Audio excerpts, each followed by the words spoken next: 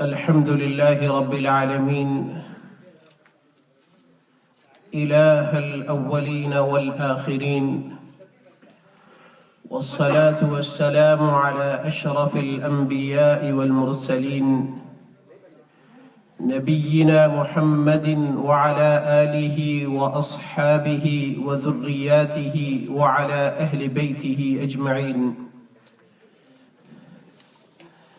أما بعد فأعوذ بالله من الشيطان الرجيم. بسم الله الرحمن الرحيم.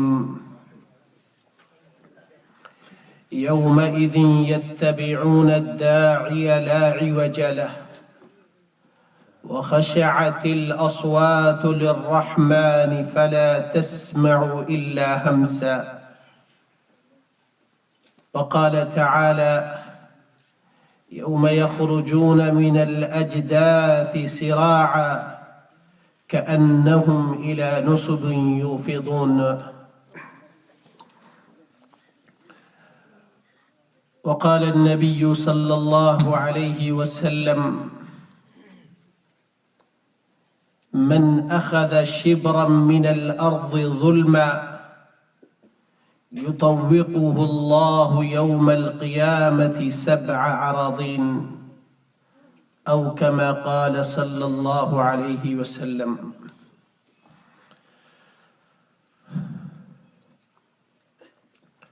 میرے عزیزوں، دوستوں، بزرگوں، بھائیوں، اللہ تعالیٰ نے اس انسان کی 4 منزلیں بنائی ہیں۔ پہلی منزل ماں کا پیٹ، دوسری منزل دنیا کا پیٹ ہے، تیسری منزل قبر کا پیٹ ہے، اور چوتھی منزل آخرت کا دن ہے۔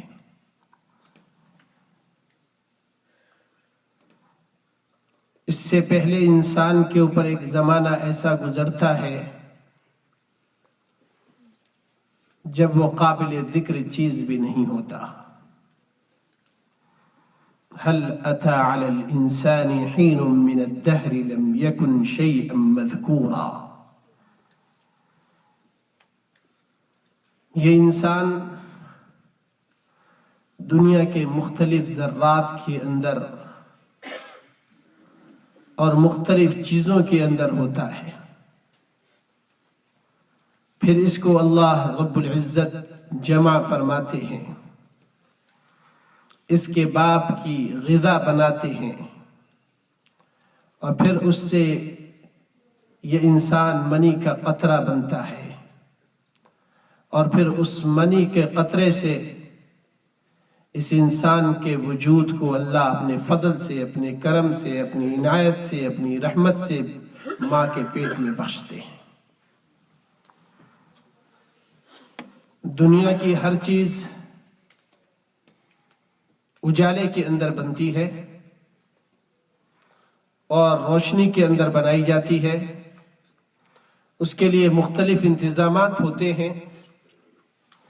چھوٹے سے چھوٹے پرزے بنانے کے لیے کتنے انتظام کیے جاتے ہیں، لیکن اس انسان کو جو اللہ تعالیٰ بناتے ہیں وہ ایک ایسی ظلمت کی جگہ پر جہاں پر روشنی کے پہنچنے کے بھی امکان نہیں ہوتے، اللہ رب العزت اپنی قدرت سے بناتے ہیں، اور ایسا بناتے ہیں وَلَقَدْ خَلَقْنَا الْإِنسَانَ فِي أَحْسَنِ تَقْوِيمٍ۔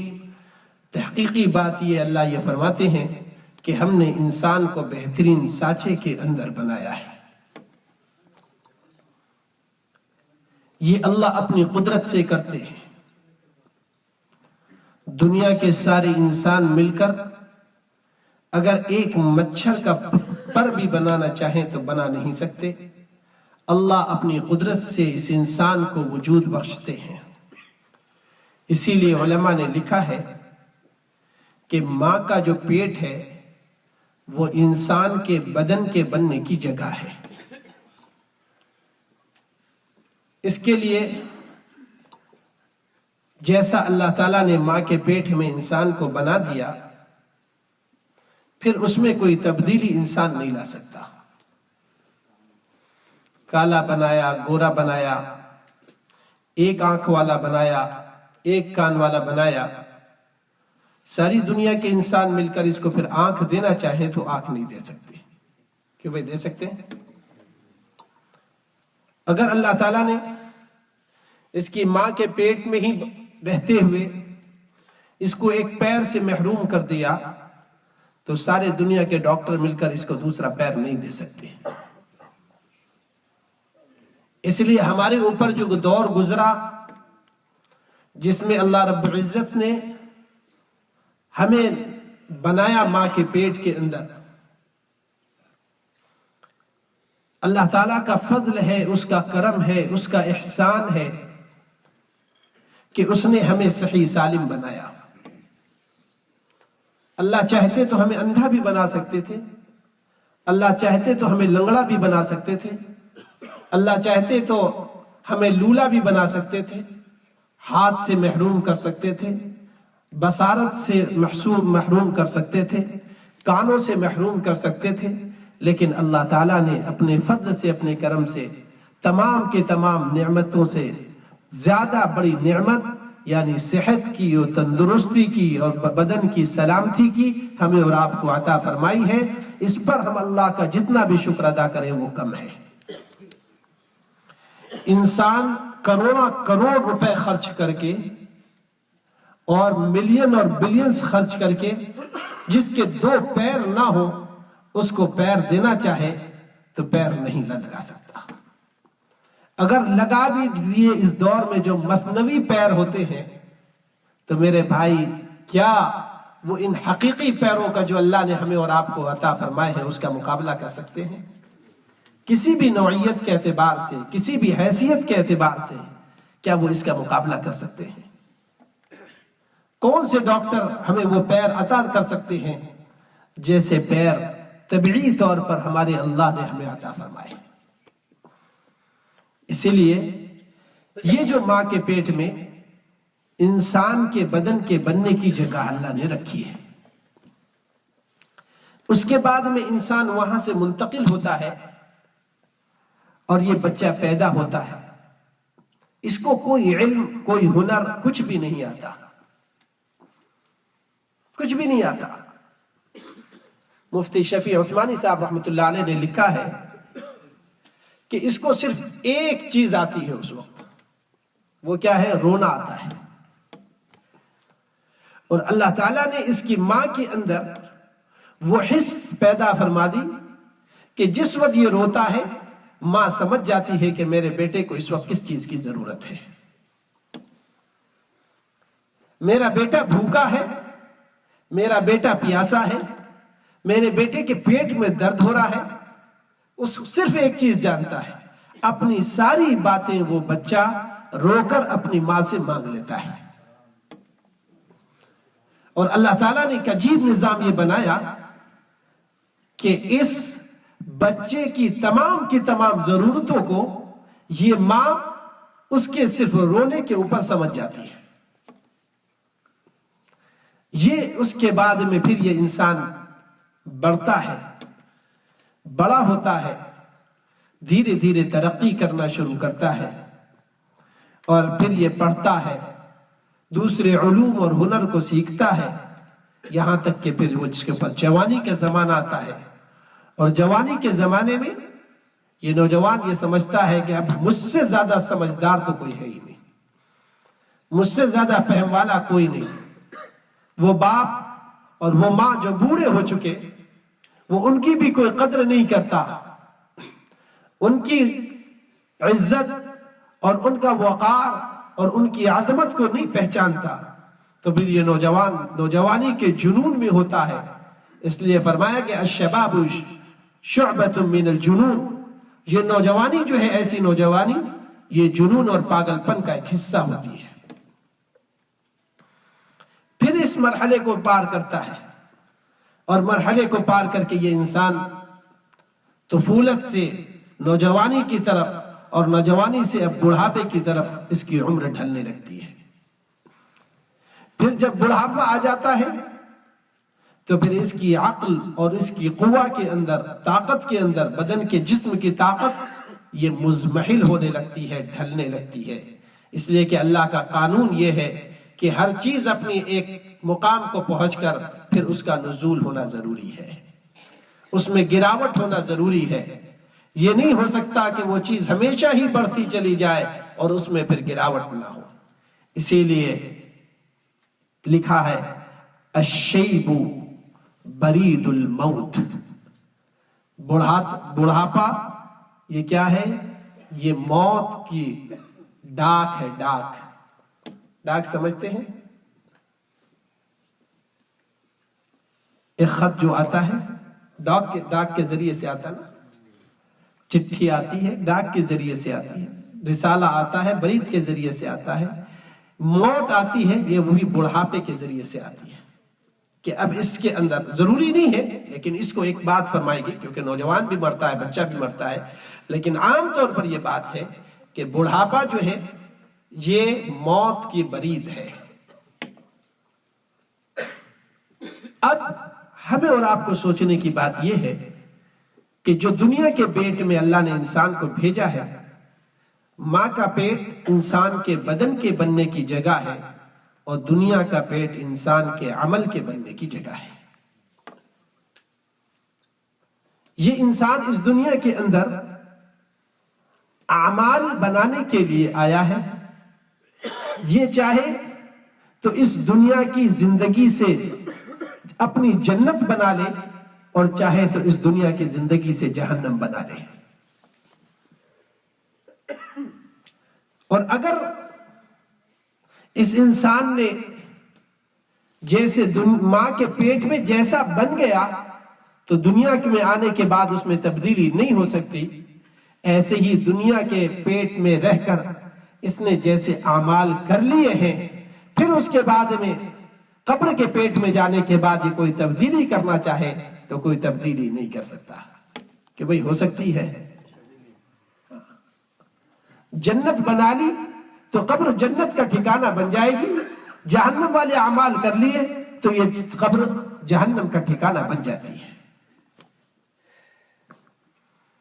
اس لیے یہ قبر جو ہے یہ ابتدا ہے آخرت کی۔ اسی لیے فرمایا گیا من مات قامت قیامتہ، جو آدمی مر گیا اس کی قیامت اسی دن سے شروع ہو گئی۔ جیسے ہی ہم مرتے ہیں، جیسے ہی ہم مریں گے، انسان کی قیامت شروع ہو جائے گی۔ الغرض میرے عزیز و دوستو بزرگوں، بچے کے پیدا ہونے اور پھر بچپن کا زمانہ، نوجوانی کا زمانہ، بڑھاپے کے زمانہ، یہ سارے وہ مراحل ہیں جو ہم اور آپ اپنی آنکھوں سے دیکھ سکتے ہیں، لیکن اس کے بعد کے جو مراحل ہیں وہ ہمارے سامنے نہیں ہیں۔ کہ وہی ہے کسی نے ہم میں سے دیکھا؟ کسی نے نہیں دیکھا۔ بلکہ میں نے تو ایک عجیب واقعہ پڑھا کہ اگر کوئی شخص وہ دیکھا ہوا آ بھی جائے، اگر کہہ بھی دے تو لوگ اس کو بھوت اور جن کہہ کے اس کو ہی مار دیتے۔ چند دنوں پہلے ایک کتاب میں نے ایک واقعہ پڑھا تھا، ایک آدمی کے اوپر ایک ایسی بیماری تھی، مرغی کی یا کوئی اور بیماری تھی، جس سے اس کی ایسا لگتا تھا کہ سانس وغیرہ بند ہو گئی، اور اس کے اوپر یہ جو بیماری آتی تھی وہ 2-3 دن تک رہ جاتی، کبھی لوگوں کو علم نہیں تھا، ایسا بھی ہوا اس کے اوپر۔ چنانچہ اس کے اوپر یہ بیماری آئی، گھر والے یہ سمجھے کہ اس کی موت ہو گئی، اس کو غسل دے دیا، غسل وغیرہ دینے کے بعد اس کو لے جا کر قبر میں دفن کر دیا۔ اب جب قبر میں دفن کر کے آ گئے تو اس کے بعد اس کی وہ بیماری دور ہوئی اور وہ قبر میں بیدار ہوا۔ اب اس نے رونا شروع کیا، چیخنا شروع کیا۔ اللہ کا کرنا یہ ایسا کہ کوئی آدمی رات کا وقت تھا، اس قبر کے پاس سے گزر رہا تھا، اس نے قبر کے پاس سے رونے کی آواز سنی تو کہا کہ بھئی یہ کیا بات ہے، چلو لاؤ قبر کو دیکھیں۔ جو دیکھا تو آواز دی تو اس کا جواب بھی ملا۔ جب جواب ملا تو اس نے قبر کو کھود دیا، تو اس میں سے یہ آدمی نکلا۔ اس نے کہا بھائی خیر تم کیسے؟ اس نے کہا پتہ نہیں بھائی، میں بیمار ہوا تھا، مجھے یہ لوگ آ کے یہاں پہ دفن کر کے چلے گئے۔ چنانچہ وہ شخص رات کے وقت میں اسی حالت میں جا کر اپنے گھر کے دروازے کو کھٹکھٹایا۔ اب جب دروازے کو کھٹکھٹایا تو اس کا بڑا بیٹا نکل کر باہر آیا۔ اس نے کہا تم کون؟ کہا بیٹا میں تمہارا باپ ہوں۔ اس کے پاس میں ایک پھوڑا رکھا ہوا تھا۔ اس نے کہا یقیناً یہ کوئی بھوت وغیرہ ہمارے گھر پہ آ گیا ہے اور اس کے سر پہ مارا، اس کا انتقال ہو گیا۔ تو وہ یوں تو نہیں مرا تھا، لیکن ایسے مر گیا تو یقین بھی کوئی نہیں کرتا کہ کوئی قبر سے آ کر پھر جو ہے قبر کے احوال بتائے گا، کہیں بتا سکتا ہے؟ اگر بتانے آ بھی جائے تو وہ اس کو کوئی جن بھوت اور وہ سمجھ کے مار ہی دیتے ہیں۔ لیکن ہمارے آقا جناب محمد رسول اللہ صلی اللہ علیہ وسلم نے اس کے بعد کے تمام مراحل کا مشاہدہ کیا اور آپ کو دکھائے گئے۔ اس لیے آقا صلی اللہ علیہ وسلم نے قبر سے لے کر آخرت کے تمام مراحل کو امت کو بتا دیا، اور آپ جو جو بتا کر گئے ہیں خدا پاک کی قسم وہ 100% حق ہے اور سچ ہے، اس میں ذرہ برابر کوئی شک نہیں ہو سکتا۔ اس لیے کہ حضرت نبی پاک صلی اللہ علیہ وسلم نے قبر میں عذاب کن چیزوں سے ہوگا وہ بھی بتا دیا، اور قبر میں راحت کن چیزوں سے ملے گی وہ بھی بتا دیا۔ قبر کا عذاب عام طور پر اس کی طرف لوگ توجہ نہیں دیتے۔ یہ تیسرا مرحلہ ہے، اس کو سنو۔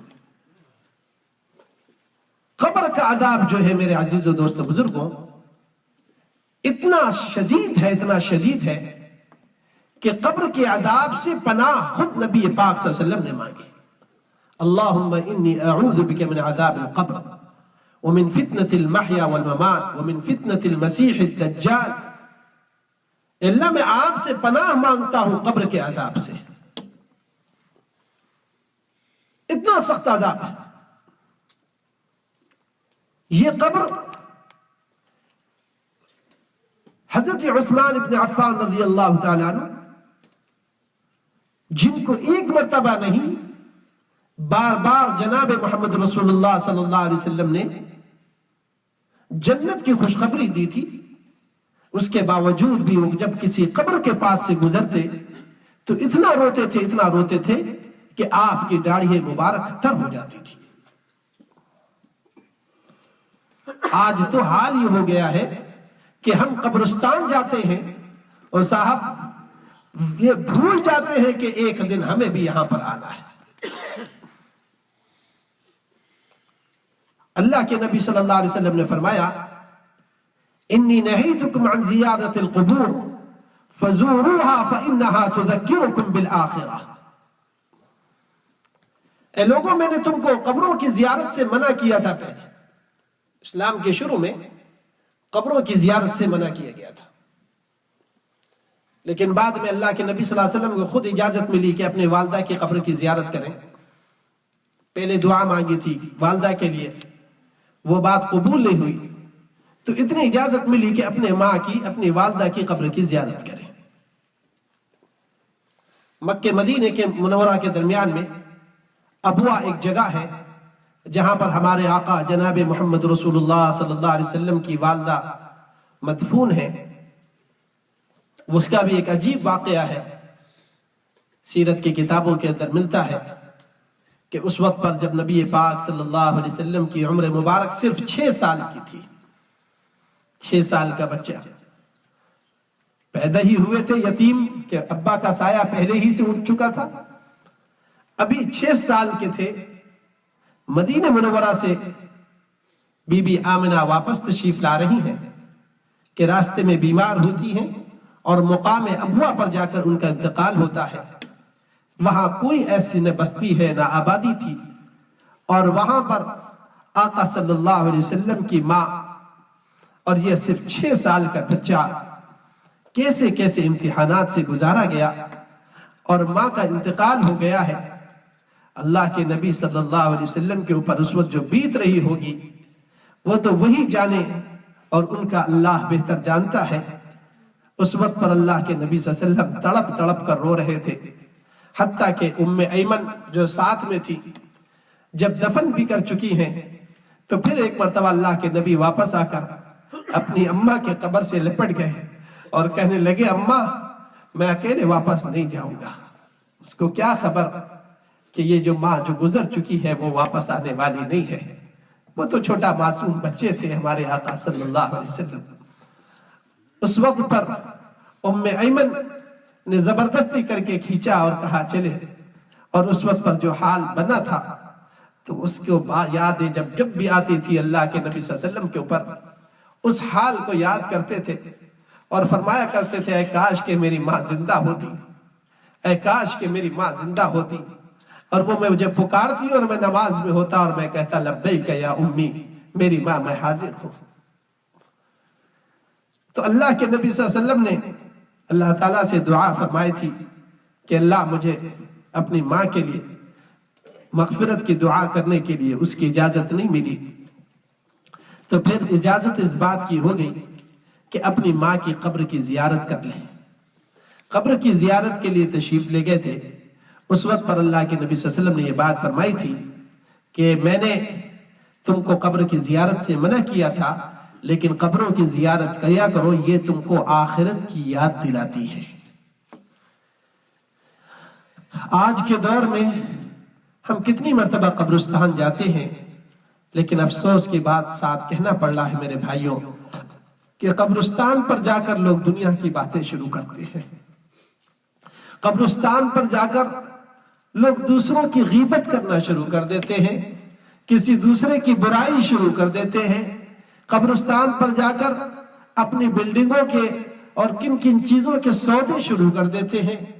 میرے بھائیوں، جب دل پر غفلت کے پردے چھا جاتے ہیں تو قبر جیسی جگہ بھی پھر اس کو موت کی یاد نہیں پیدا کرتی۔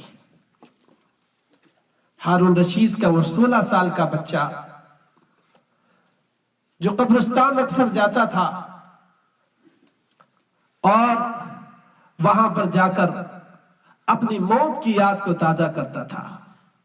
تزعون الجنائز کل یوم ویحزننی بکاء النائحات، مجھ کو یہ روزانہ گزرنے والے یہ جو جنازے ہیں یہ مجھے خوف اور دہشت میں ڈال دیتے ہیں۔ کل یوم، روزانہ، اور ان رونے والوں کی آوازیں مجھے غمگین کر دیتی ہیں۔ ان قبروں کی زیارت کا اس 16 سال کے بچے کے اوپر وہ اثر پڑا تھا، لیکن وہ دل زندہ دل تھا، وہ دل نور ایمانی سے بھرا ہوا دل تھا، وہ دل نور قرآنی سے منور تھا۔ اس لیے اس بچے کو صرف قبرستان اور جنازے کو دیکھ کر اس کے دل کے اوپر وہ اثرات پیدا ہوئے کہ جس نے اس بچے کو مجبور کر دیا کہ اب اگر ابا کا محل، ہارون رشید کا محل ہمارے آخرت کی یاد میں رکاوٹ بنتا ہے، اللہ کی یاد میں رکاوٹ بنتا ہے، تو اے ابا تمہارے اس محل کو میں خیر بات کہتا ہوں، ہمیں تمہارے اس محل میں رہنے کی ضرورت نہیں ہے۔ اگر یہ محل تمہارا اور تمہاری یہ آسائشیں اور تمہاری یہ آلائشیں ہمیں اپنے رب کی یاد سے اور مرنے کے بعد کی زندگی کی تیاری سے رکاوٹ بن رہی ہیں، تو اس بچے نے ان سب کو خیر بات کہا اور جا کر ایک جنگل کے اندر وہ پڑا رہا، اور اس جنگل کے اندر رہ کر اپنے اللہ سے تعلق کو ایسا قائم کیا کہ ہر وقت اللہ کی عبادت میں لگا رہتا، اور ایسا لگا کہ اللہ نے پھر موت بھی جو عطا فرمائی وہ ایسی موت عطا فرمائی حضرت حسن بصری رحمت اللہ علیہ کے سامنے وہ کلمہ پڑھتے ہوئے اور دنیا سے چلا گیا، اور باپ کا دیا ہوا ایک سامان بھی استعمال نہیں کیا، خود ہفتے میں ایک دن مزدوری کر کے اس شہزادے نے اپنی زندگی بسر کی۔ لیکن اگر ابا کا محل جس وقت رکاوٹ بنا ہے اس قبر کی زندگی کی یاد سے اور آخرت کی زندگی کی یاد سے، تو اس کو بھی اس بچے نے یہ کہہ کر کہ ابا جس دنیا کے پیچھے آپ بھاگ رہے ہیں اس نے مجھے اللہ کے سامنے رسوا کر دیا ہے۔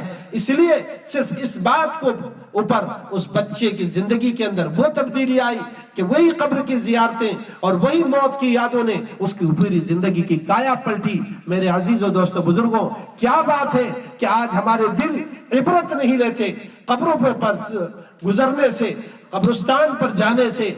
روزانہ لوگوں کی اموات ہم دیکھتے ہیں، کتنے مرتبہ مردوں کو غسل دینے کا بھی موقع ملا ہوگا اور ان کو دیکھنے کا بھی موقع ملا ہوگا۔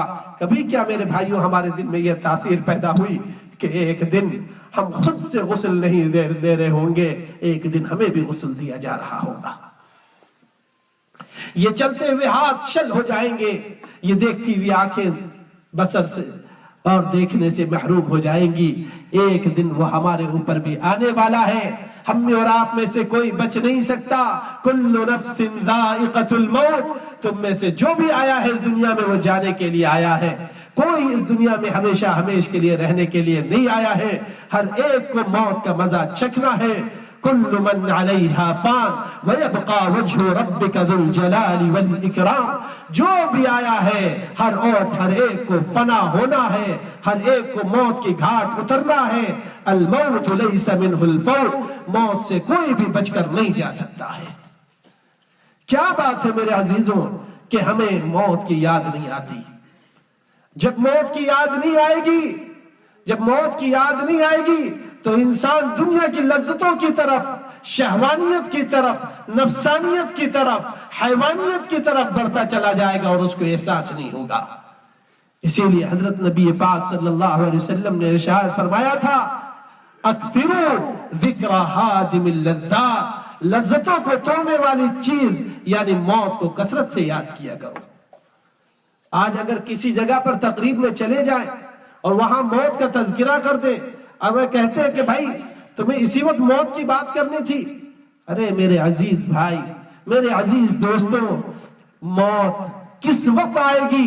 خوشی کے عالم میں آئے، غم کے عالم میں آئے، کس حال میں آئے کس کو کیا پتا؟ کوئی بتا سکتا ہے کہ مجھے موت اس حال میں آئے گی؟ کسی کو نہیں پتا، کسی کو نہیں پتا۔ نہ کسی عالم کو پتا ہے، نہ کسی عابد کو پتا ہے، نہ کسی فقیر کو پتا ہے، نہ کسی مالدار کو پتا ہے، نہ کسی بادشاہ کو پتا ہے، نہ اس کی رعایا کو پتا ہے۔ کسی کو اس بات کا علم نہیں ہے کہ ہماری موت کب اور کس حال میں آئے گی۔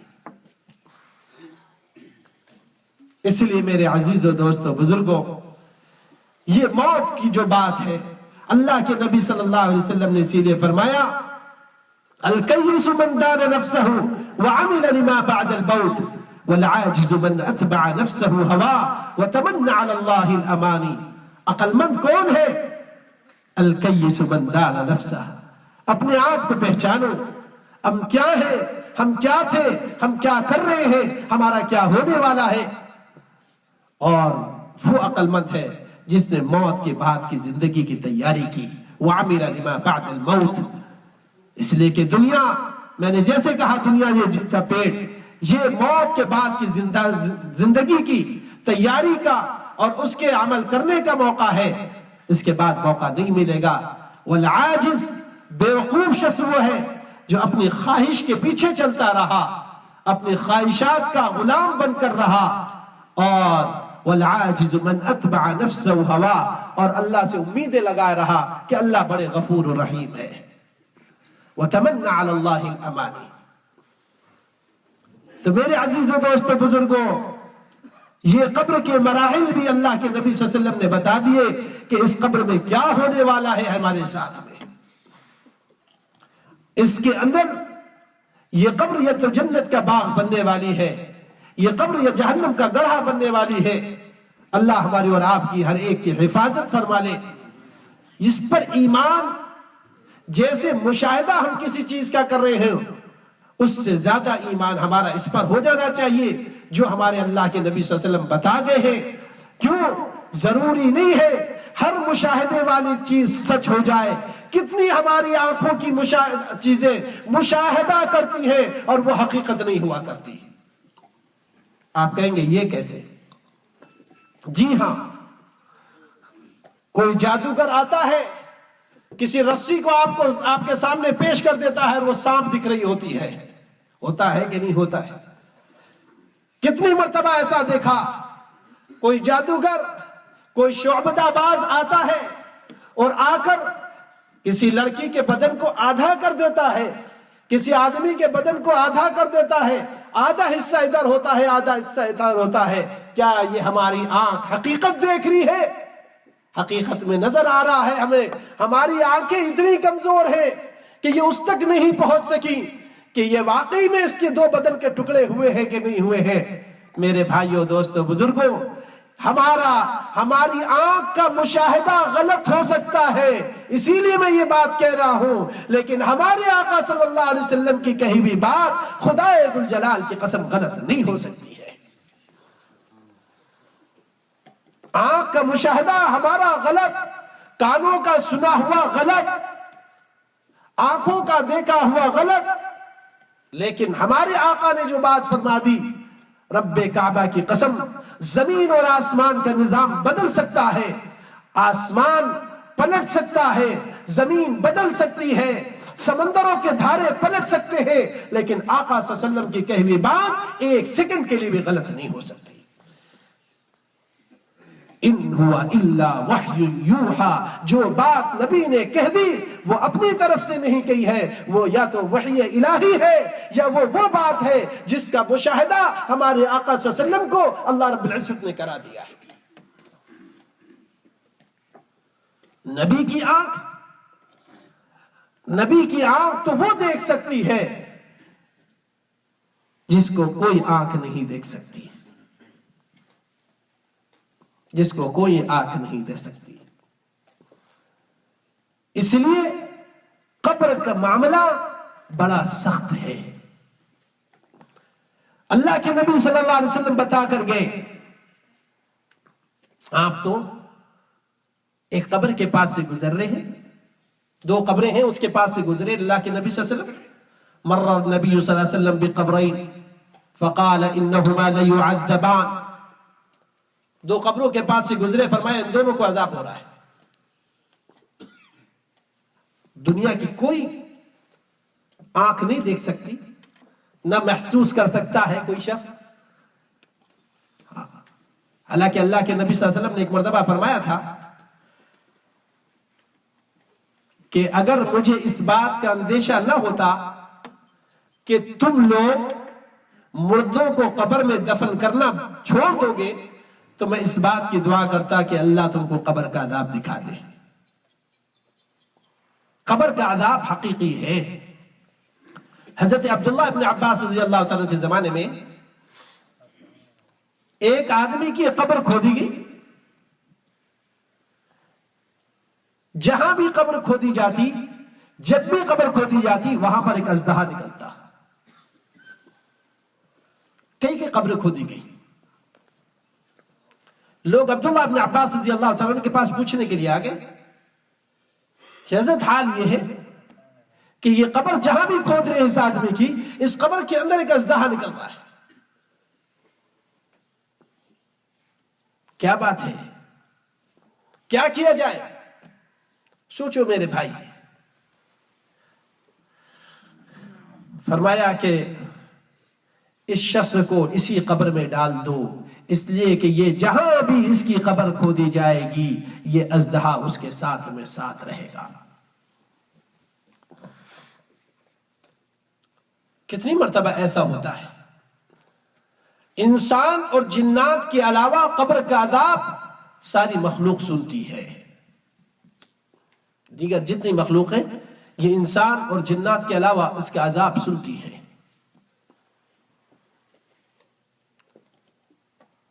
اللہ کے نبی صلی اللہ علیہ وسلم جب ان دو قبروں کے پاس سے گزر رہے ہیں تو آپ نے فرمایا ان دونوں کو عذاب ہو رہا ہے۔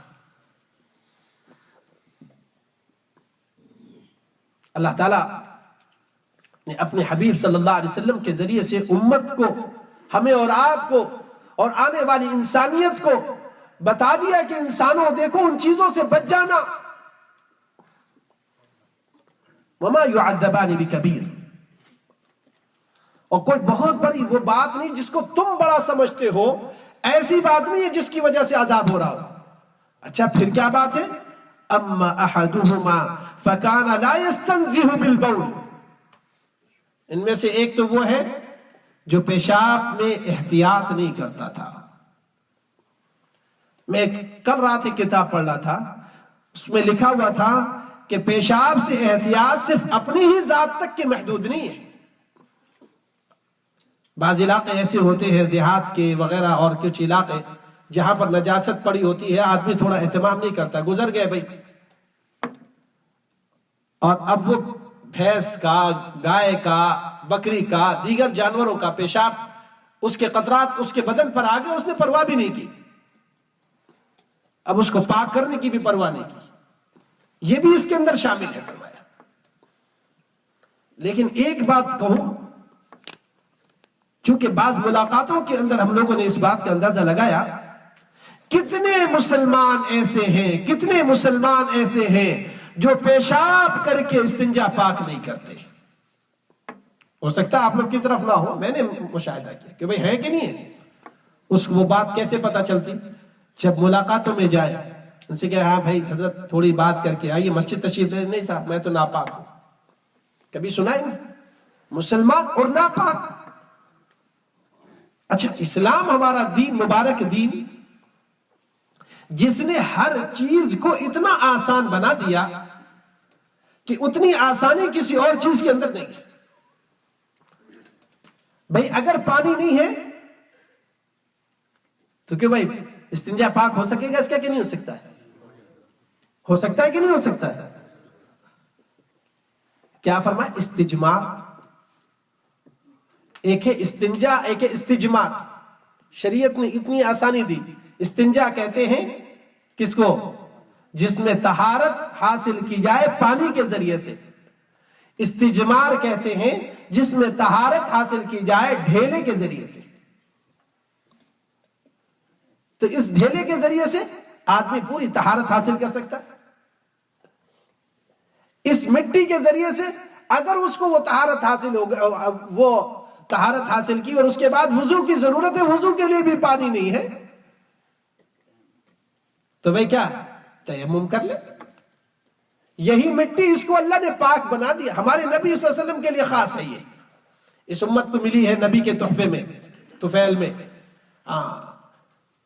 کہ پوری زمین اللہ کے نبی صلی اللہ علیہ وسلم نے فرمایا کہ 5 صفات اللہ نے مجھے ایسی عطا فرمائی ہے جو کسی کو بھی نہیں دی. یہ نبی کے طفیل میں، اللہ کے نبی صلی اللہ علیہ وسلم کے طفیل میں اللہ رب العزت نے اتنی بڑی چیزیں دے دی. 5 صفات. حضرت جابر ابن عبداللہ رضی اللہ تعالیٰ عنہ سے روایت ہے کہ نبی پاک صلی اللہ علیہ وسلم نے فرمایا اعطیت 5 لم یعطیہن احد قبلی. مجھے 5 چیزیں اللہ نے وہ عطا فرمائی جو مجھ سے پہلے کبھی کسی کو نہیں ملی تھی. نبی پاک صلی اللہ علیہ وسلم سے پہلے کبھی کسی کو نہیں ملی تھی. کیا فرمایا؟ نصرت بالرعب مسیرۃ شہر. مجھے نصرت اور فتح عطا فرمائی گئی. کیسے؟ ایسا رعب 1 مہینہ پہلے، یعنی جتنی 1 مہینے کی مسافت ہوتی ہے اس سے پہلے سے وہ رعب اللہ نبی کے دشمنوں کے دلوں میں ڈال دیتے تھے. ایسا رعب ڈالتے تھے. نصرت بالرعب. اور فرمائے وَجُعِلَتْ لِي الْأَرْضُ سُجَّدًا وَطَهُورًا. اللہ تعالیٰ نے مسجدًا وطہورا بعض جگہ پر ہے کہ اللہ تعالیٰ نے پوری زمین کو میرے لیے سجدے گاہ اور طہارت والا بنا دیا. مسلمان کہیں پر بھی وہ نماز پڑھ لے، مندر کے اندر بھی ہو تب بھی نماز پڑھ لے، نماز ہو جائے گی اگر کوئی جگہ پاک نہیں اس کے علاوہ. ہاں، اور اتفاق ہم لوگ کو ہوا الحمدللہ. ایک مرتبہ ہم سفر میں تھے سرنگا پٹنم میں، میسور کے علاقے میں، ٹیپو سلطان کے وہاں پر جب جا رہے تھے تو ہمارے ساتھی ہم لوگ موجود تھے، رمضان کے دن تھے، ایک نہر کے کنارے ہم رکے، تو وہاں پر جگہ صاف نہیں تھی، اسی کے اوپر ایک مندر تھی، تو وہاں کے پجاری نے خود آ کر ہم کو بلایا کہ آپ یہاں پر آ کر یہ اوپر یہ چبوترا ہے، یہ بالکل صاف ہے، پاک ہے، آپ اس پر اپنی نماز پڑھ لو۔ لیکن ہمارے بھائیوں نے اس سے پہلے اس کا اکرام کیا تھا، ہم اخلاق لائے نبی پاک صلی اللہ علیہ وسلم والے، اللہ تعالیٰ لوگوں کو خود مسخر فرمائے گا۔ تو یہ نبی پاک صلی اللہ علیہ وسلم کے طفیل اللہ نے یہ بھی عطا فرما دی، پوری زمین مٹی کہیں کی لے لو تمہارے لیے پاک ہے، یہ مٹی، اور اس پر کہیں پر بھی اللہ کے زمین پر کہیں پر بھی سجدہ کرو، کہیں پر بھی نماز پڑھ لو، یہ اللہ نے نبی کے طفیل عطا فرمایا۔ اسی لیے فرمایا کہ میری امت کی آدمی کو، اللہ کے نبی نے فرمایا فَأَيُّمَا رَجُلٌ مِّنْ أُمَّتِي أَدْرَكَتْهُ الصَّلَاةُ فَلْيُصَلِّ، جہاں پر بھی نماز کا وقت ہو جائے، اس کے لیے ضروری نہیں کہ مسجد ہی خاص ہو، یا اس امت کی خصوصیت اللہ نے عطا فرمائی ہے، وہ جہاں چاہے نماز پڑھ لے۔ وَأُحِلِّيَ لِيَ الْغَنَائِمُ، مال غنیمت اس امت کے لیے حلال ہوا، اس سے پہلے امتوں کے لیے حلال نہیں تھا۔ وَلَمْ تَحُلِّ لِأَحَدٍ قَبْلِي، مجھ سے پہلے کسی کے لیے حلال نہیں تھا۔ وَأُعْطِيتُ الشَّفَاعَةَ، اور مجھے اللہ تعالیٰ نے شفاعت عطا فرمائی ہے، یہ شفاعت کبریٰ ہے جو اللہ نے اپنے نبی کو عطا فرمائی، اس کے علاوہ کسی نے، اس کا انشاءاللہ بیان آئے گا، کیونکہ مجھے آج قیامت کے دن کے مشاہد تھے، اس پر بات کرنی تھی اصل، اور یہ اس ضمن میں تھا کہ ہمارا جو درس چل رہا ہے امام نووی رحمۃ اللہ علیہ کی 40 احادیث کی تشریح کے اوپر، الاربعین النوویہ پر، اس میں قیامت کے دن کے اوپر ایمان جو ہے اسی کے ضمن میں تھا، لیکن بیچ میں یہ باتیں نکل آئیں جو انشاءاللہ اللہ تعالیٰ اس کو ہمارے اور آپ کے لیے مفید بنا دے اور اس پر عمل کی توفیق عطا فرما دے۔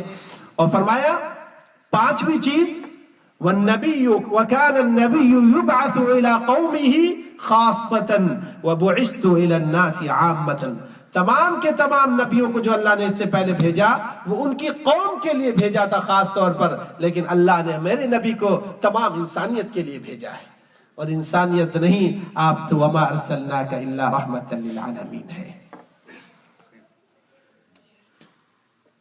تو میرے عزیز و دوستو بزرگوں، اللہ نے اتنی آسانی فرما دی کہ آدمی یہ طہارت یعنی ناپاکی کا سوال ہی نہیں ہوتا کہ مسلمان اور ناپاک رہے، مسلمان اور اس کا استنجا پاک نہ ہو، یہ کیسے عقل میں نہ آنے والی بات ہے، لیکن بھائی ایسا ہوتا ہے کہ نہیں ہوتا بھائی؟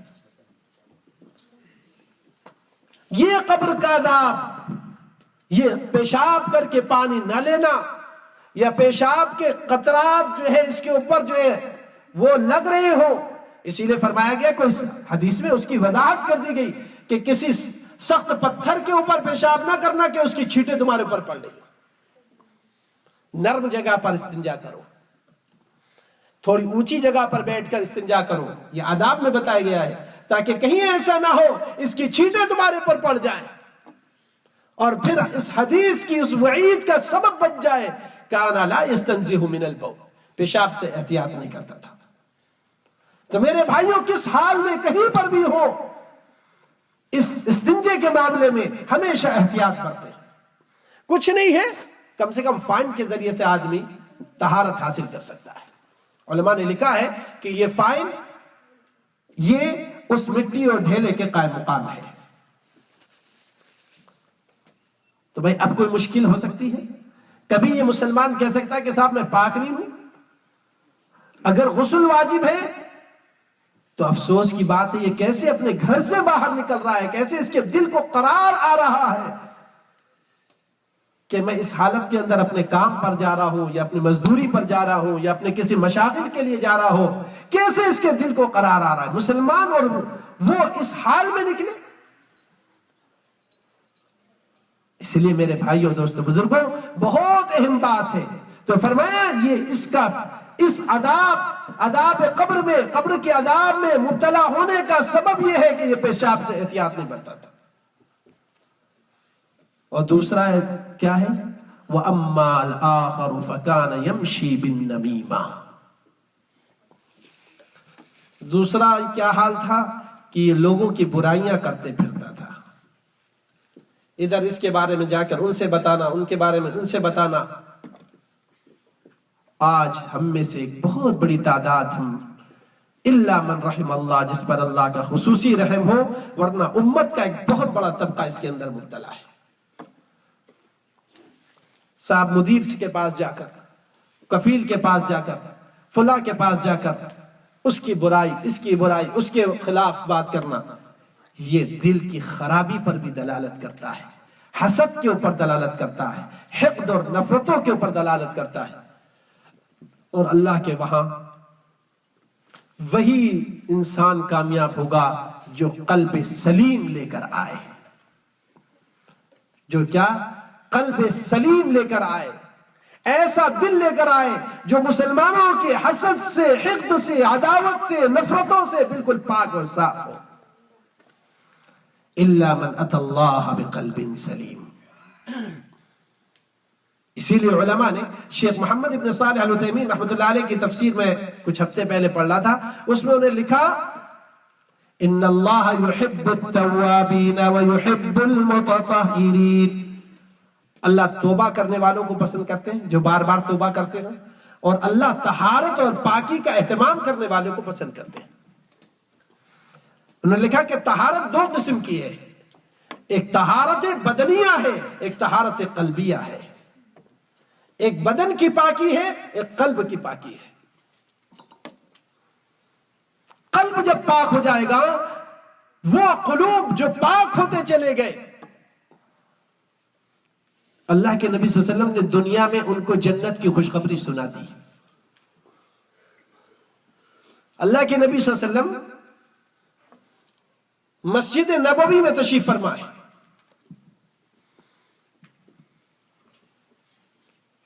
اور آپ صلی اللہ علیہ وسلم صحابہ سے فرما رہے ہیں ابھی ایک آدمی اس دروازے سے داخل ہوگا، اس کے وضو کے قطرے بھی ٹپک رہے ہوں گے، اور یہ جو آدمی داخل ہوگا یہ جنتی ہے، جنتی۔ اللہ کے نبی صلی اللہ علیہ وسلم اگر کسی کے بارے میں کہہ دے جنتی تو وہ جنتی ہے کہ نہیں ہے بھائی؟ 100% یقینی جنتی ہے۔ اسی لیے اہل سنت والجماعت کا عقیدہ یہ ہے کہ کسی شخص کے بارے میں یقین کے ساتھ یہ کہہ دینا کہ یہ جنتی ہے، ہم اور آپ نہیں کہہ سکتے، الا یہ کہ جس کے بارے میں اللہ کے رسول نے بتا دیا، بس جس کے بارے میں اللہ نے پاک، جس کے بارے میں نبی نے بتا دیا یہ جنتی ہے، وہ 100% جنتی ہے۔ لیکن ہم اور آپ کسی کو دیکھ کر نہیں بتا سکتے کہ بھائی یہ جنتی ہے، وہ چاہے کتنے بڑے بزرگ ہوں، چاہے کتنے بڑے بزرگ نظر آئے، امید ہے اللہ کی ذات سے، امید، لیکن یقین کے ساتھ ہم نہیں کہہ سکتے۔ یقین اسی وقت ہوگا جس کے بارے میں اللہ کے نبی نے بتا دیا۔ بات سمجھ میں آ رہی بھائی کہ نہیں آ رہی؟ ہو سکتا ہے کچھ لوگ ناراض ہو جائیں، بھائی اس کا مطلب یہ نہیں کسی اللہ والے کے جو ہے کوئی نقص، یہ عقیدے کی بات ہے۔ تمام اللہ والے، اللہ کی ذات سے امید ہے، جتنے ہمارے بزرگان دین ہیں وہ جنت کے اعلیٰ درجے میں ہیں انشاءاللہ، لیکن ہم یقین کے ساتھ نہیں کہہ سکتے۔ یقین کے ساتھ اس کے بارے میں کہہ سکتے ہیں جس کے بارے میں کس نے؟ اللہ کے نبی نے بتا دیا۔ اب یہ صاحب جو داخل ہوئے، ان کے بارے میں اللہ کے نبی نے فرما دیا ہاں بھائی یہ جنتی ہے، یہ جو داخل ہونے والے ہیں، اور اللہ کے نبی خاموش ہو گئے، انہوں نے نہیں سنا۔ اس کے بعد میں دوسرے دن پھر اللہ کے نبی صلی اللہ علیہ وسلم فرمایا ابھی ایک آدمی جو داخل ہونے والا ہے اس دروازے سے، وہ شخص جنتی ہے۔ اللہ اکبر۔ اب وہ صاحب داخل ہوئے، پھر وہی جو کل تھے وہی صاحب آج بھی۔ تیسرا دن پھر آیا، اللہ کے نبی صلی اللہ علیہ وسلم فرمایا یہ شخص جو داخل ہونے والا یہ شخص جنتی ہے۔ اب پھر وہی صاحب داخل ہوئے۔ 3 دن کے بعد چوتھے دن حضرت عمرو بن العاص رضی اللہ تعالیٰ عنہ کے غالباً بیٹے یا کسی صحابی، کوئی صحابی، عبداللہ بن عمر نہیں، دوسری روایت ہے سعد بن وقاص کے بیٹے ہیں یا عمرو بن العاص کے، بہرحال ہم نے یہ روایت پڑھی تھی، مجھے اس کی تھا۔ چنانچہ وہ 3 دن کے بعد چوتھے دن ان صحابی کے گھر چلے گئے کہ لے حضرت ہمارا والد سے کچھ معاملہ ہے، اگر آپ کی اجازت ہو تو میں آپ کے گھر پہ قیام کرنا چاہتا ہوں۔ کہ لے کوئی بات نہیں، قیام کر لو۔ انہوں نے 3 دن قیام کیا.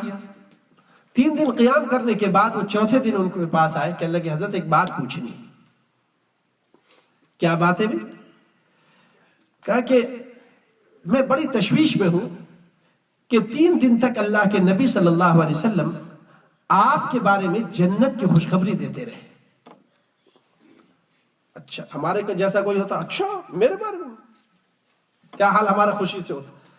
صحابہ کے وہاں فرمایا بھائی لیکن حضرت کوئی ایسا خاص عمل، آپ کی جو نمازیں دیکھی وہ نمازیں جیسے عام صحابہ پڑھ لے وہی نمازیں ہیں، راتوں میں جو قیام، کیونکہ صحابہ کے وہاں تہجد وغیرہ کا اہتمام اور نفلوں کا اہتمام وہ عام سی بات تھی. ہمارے وہاں کتنا نہیں کہ صاحب کو بہت جو بزرگ ہوتے ہیں وہی نمازیں پڑھتے ہیں تہجد کی، وہ عام ہر آدمی کا ایک ماحول جو بن جاتا ہے نا بھائی، اس ماحول کے اندر وہ عمل کرنا آسان ہوتا ہے. آسان ہوتا ہے کہ نہیں ہوتا بھائی؟ اب رمضان کے مہینے میں روزہ رکھنا سب کے لیے آسان ہوتا ہے کہ نہیں ہوتا بھائی؟ ماحول بنا ہوا ہے، ہر ایک رکھ رہا ہے تو سب کے لیے آسان دکھتا ہے بھائی. لیکن اس کے برخلاف بھائی باقی دنوں کے اندر تھوڑا سا مشکل دکھتا ہے کیونکہ ماحول نہیں بنا ہوا ہوتا. تو وہاں تو ماحول بنا ہوا تھا، ہر آدمی تہجد کا اہتمام کرنے والا. تو نے کہا بھائی کوئی ایسا عمل تو نہیں دکھا. اچھا بھائی لیکن کوئی ایک عمل آپ بتا دیجئے جس کی وجہ سے. کہ بھائی مجھے تو کوئی ایسا عمل یاد نہیں ہے، البتہ ایک بات ضرور ہے کہ میں جب بھی رات کو سوتا ہوں تو اپنے دل کو تمام مسلمانوں کی طرف سے صاف کر کے سوتا ہوں اور اللہ سے یہ کہہ کر اے اللہ جس کسی مسلمان نے ہمیں تکلیف دی ہو، جس کسی نے ستایا ہو، اے اللہ تو ان سب کو معاف کر دے، میں نے معاف کر دیا ہے. یہ ہے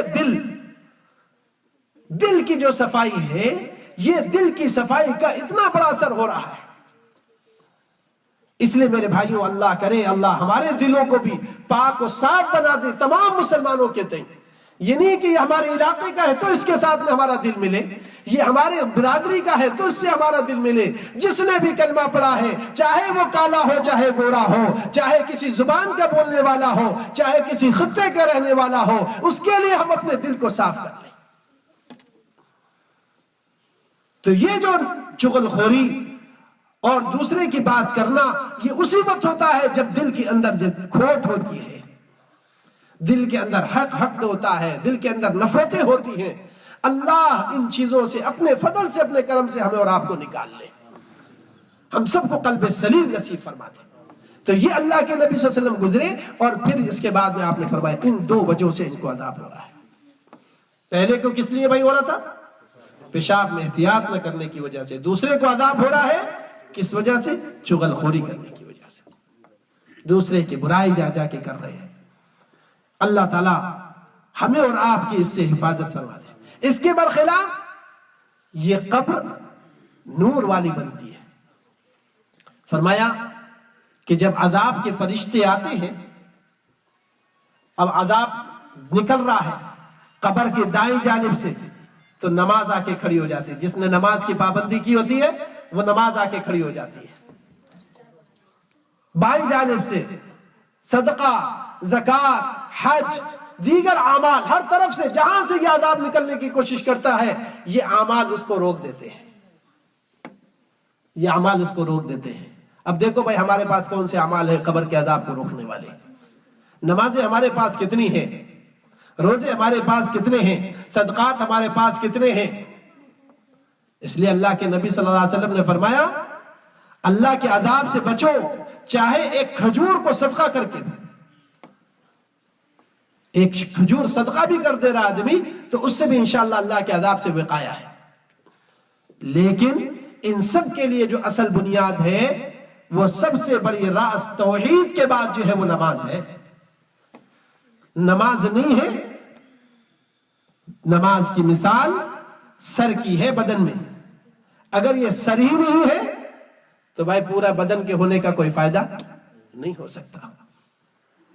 تو یہ قبر کا عذاب اور قبر کے اندر کے احوال اللہ کے نبی صلی اللہ علیہ وسلم نے بیان فرمائے پورے، کہ جیسے ہی یہ مردہ رکھا جاتا ہے فوراً تھوڑی ہی دور ابھی اس کو دفن کر کے لوگ جاتے ہیں کہ منکر نکیر آ جاتے ہیں.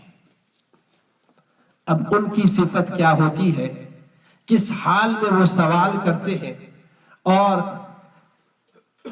پھر اس کا جواب یہ آدمی جو دیتا ہے اس کے بعد کے مراحل سے لے کر قیامت کے دن کا جو مناظر ہے، جیسے ہی انسان کھڑا کیا جائے گا اور قیامت کے دن حشر کا میدان کیا ہوگا، وہ زمین کون سی ہوگی، وہ آسمان کون سا ہوگا، اس لیے کہ اس دن تو اللہ تعالیٰ ساتوں زمینوں اور آسمانوں کو اپنے ہاتھ میں اپنی مٹھی میں لے لیں گے، اور اللہ تعالیٰ والسماوات مطویات بیمینہ، اللہ تعالیٰ اپنے ہاتھ میں ان ساتوں آسمانوں کو لے لیں گے، اور پھر اللہ تعالیٰ اس وقت فرمائیں گے انا الملک، میں ہوں بادشاہ، این الجبارون، آج کہاں ہے جبابرہ، آج کہاں ہے اپنی حکومتیں بتانے والے، آج کہاں ہے لوگوں پر ظلم کرنے والے، میں ہوں بادشاہ۔ اللہ پورے آسمانوں کو اپنے دائیں ہاتھ میں لے لیں گے۔ یوم تبدل الارض، جس دن زمین بھی یہ بدل دی جائے گی، یہ زمین نہیں رہے گی جو ہماری ہے۔ اس کے پورے مناظر انشاءاللہ، قیامت کے دن کے مناظر کیا کیا مرحلے ہوں گے اس دن، قرآن اور حدیث کی روشنی میں انشاءاللہ آئندہ درسوں کے اندر آپ کے سامنے پیش کریں گے، تاکہ یہ قیامت کے دن کا منظر اور قیامت کے دن کا ایمان اور اس کا یقین اللہ نے اگر ہمارے دلوں میں بٹھا دیا تو انشاءاللہ امید ہے اللہ کی ذات عالی سے یہ ہماری اور آپ کی زندگیوں کے تبدیل ہونے کا سبب بنیں گی، ہمارے اللہ سے قرب حاصل کرنے کا ذریعہ بنیں گی۔ اس کے لیے یہ بات میں کہہ رہا ہوں، آپ سب سے زیادہ محتاج خود میں ہوں، اور اس لیے کہہ رہا ہوں تاکہ اللہ ہمیں بھی عمل کی توفیق عطا فرما دے اور آپ کو بھی عمل کی توفیق عطا فرما دے۔ اس لیے نہیں کہہ رہا ہوں کہ میں آپ سے افضل ہوں، آپ میں سب سے زیادہ دنی اور سب سے زیادہ خراب شاید میں ہی ہوں، لیکن میرے بھائیوں وَذَكِّرْ فَإِنَّ الذِّكْرَىٰ تَنفَعُ الْمُؤْمِنِينَ، کہ ایمان کی، اعمال کی، آخرت کی باتوں کا مذاکرہ کرو، یاد دہانی کرو اور کراؤ۔ یہ یاد دہانی کرنا اور کرانا ایمان والوں کو نفع دیتا ہے۔ اللہ تعالیٰ ہمیں اور آپ کو ان درسوں سے مستفید ہونے کی توفیق عطا فرما دے اور ہمیں اور آپ کو اعمال صالحہ کی توفیق نصیب فرما دے۔ یا حی یا قیوم یا ذا الجلال والاکرام، یا رحمن ویا رحیم، یا ستار الذنوب ویا غفار، لك الحمد على نعمك العظيمة وآلائك الجسيمة، اللهم صل على محمد وعلى آل محمد كما صليت على إبراهيم وعلى آل إبراهيم إنك حميد مجيد، اللهم بارك على محمد وعلى آل محمد كما باركت على إبراهيم وعلى آل إبراهيم إنك حميد مجيد، ربنا ظلمنا أنفسنا وإن لم تغفر لنا وترحمنا لنكونن من الخاسرين، اللهم إنك عفو كريم تحب العفو فاعف عنا، اللهم اغفر لنا ولوالدينا ولجميع المسلمين والمسلمات والمؤمنين والمؤمنات الأحياء منهم والأموات، اللهم حبب إلينا الإيمان وزينه في قلوبنا وكره إلينا الكفر والفسوق والعصيان، اللهم اجعلنا من الراشدين المهديين۔ اے اللہ، ہم سب آپ کے بندے ہیں، آپ ہی کے غلام ہیں، آپ ہمارے مالک ہیں، ہمارے آقا ہیں، اے اللہ آپ ہمارے کریم اللہ ہیں، رحمان و رحیم اللہ ہیں، اے اللہ ہم سب آج آپ کے سامنے اس مجلس میں حاضر ہو کر اپنے تمام گناہوں کی معافی مانگ رہے ہیں۔ اے گناہوں کو معاف کرنے والے اللہ، اے گناہوں کو معاف کرنے والے اللہ، اے توبہ کو پسند کرنے والے اللہ، اپنے فضل سے، اپنے کرم سے ہمارے تمام چھوٹے بڑے گناہوں کو معاف فرما دے۔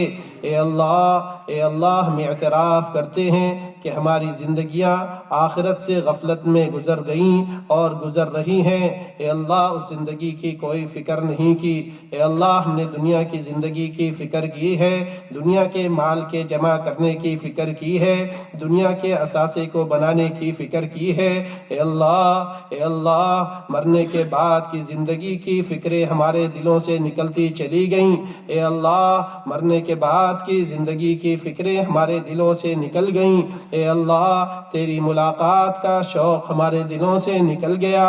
اے اللہ اب تو آخرت کے تذکرے بھی سننے میں نہیں آتے ہیں۔ اے اللہ اس کی وجہ سے ہم غفلتوں میں پڑتے چلے گئے۔ اے اللہ ہم کو غفلت کی زندگی سے نکال دے۔ اے اللہ غفلت کی زندگی سے نکال دے، آخرت کی فکر ہمارے اندر پیدا فرما دے، اس کی تیاری کی توفیق نصیب فرما دے۔ اے اللہ ہم گناہوں کے دلدل میں پھنستے چلے گئے ہیں۔ اے اللہ سر سے لے کر پیر تک ہمارے بدن کا ایک ایک رویہ گناہوں میں ڈوبا ہوا ہے۔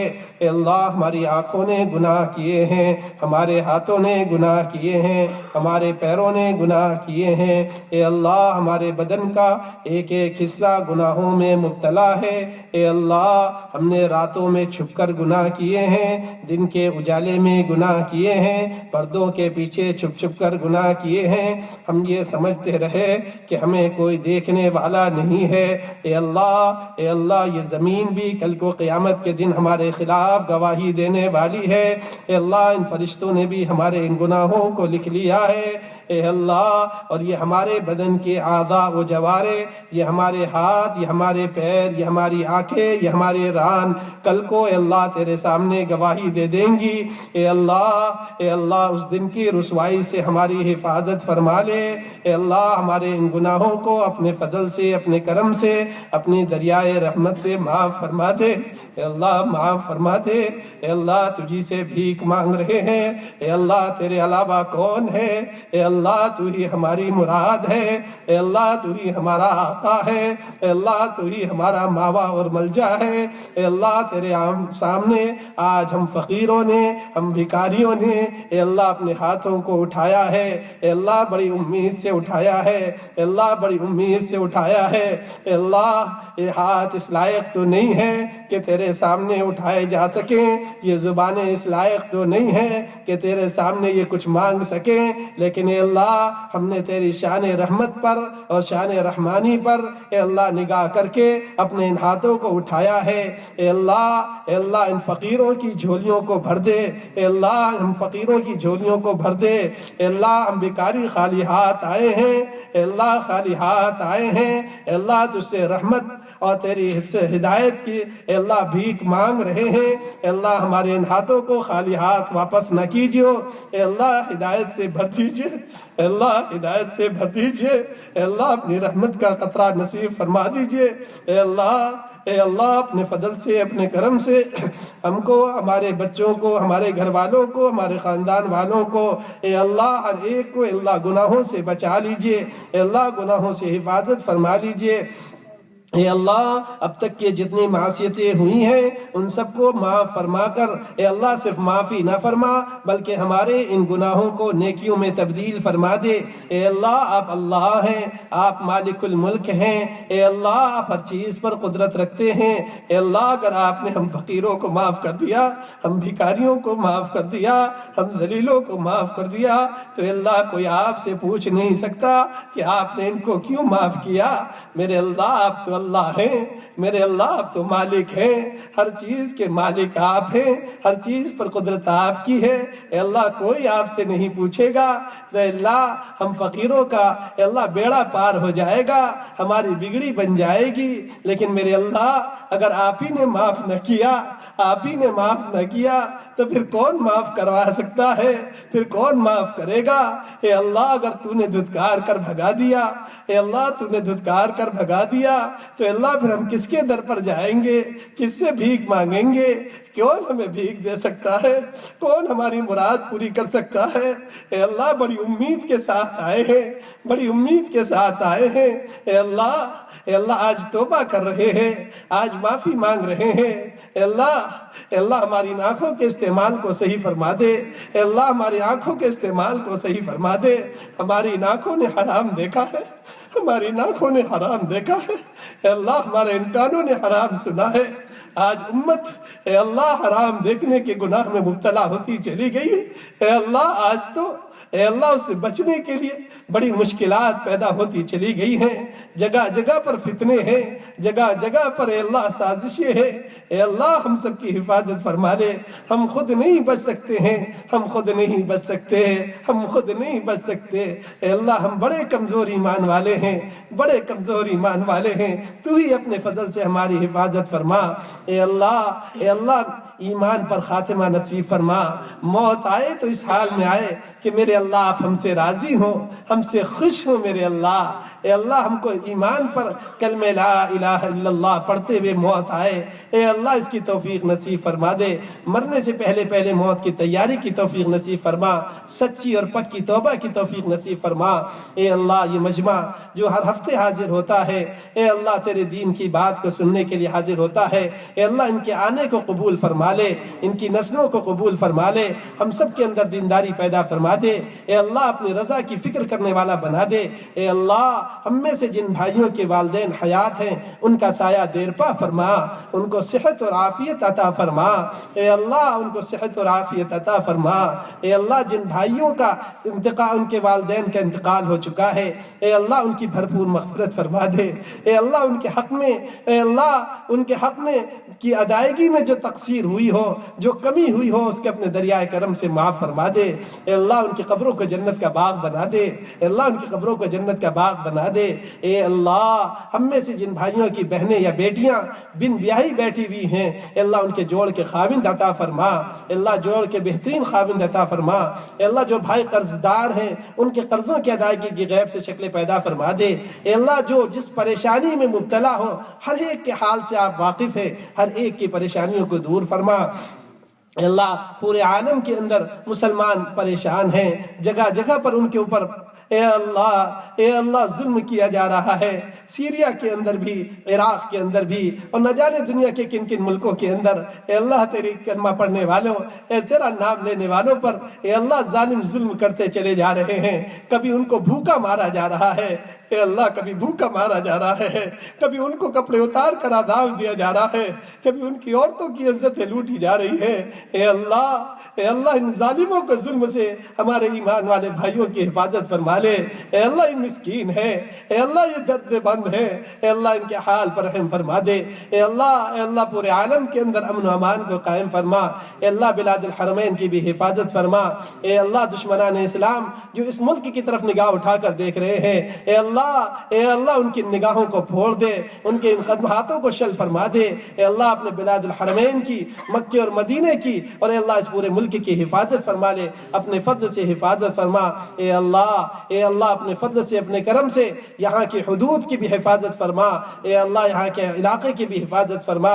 اے اللہ امن و امان کو قائم فرما، امن و امان کو قائم فرما۔ اے اللہ اقوام عالم کی ہدایت کے اللہ فیصلے فرما دے۔ اے اللہ ہماری ان ٹوٹی پھوٹی دعاؤں کو ہمارے حق میں بھی، اس پورے مجمع کے حق میں، اور ہمارے گھر والوں اور خاندان والوں کے حق میں، اور ساری امت مسلمہ کے حق میں قبول فرما۔ سبحان ربک رب العزت عما یصفون۔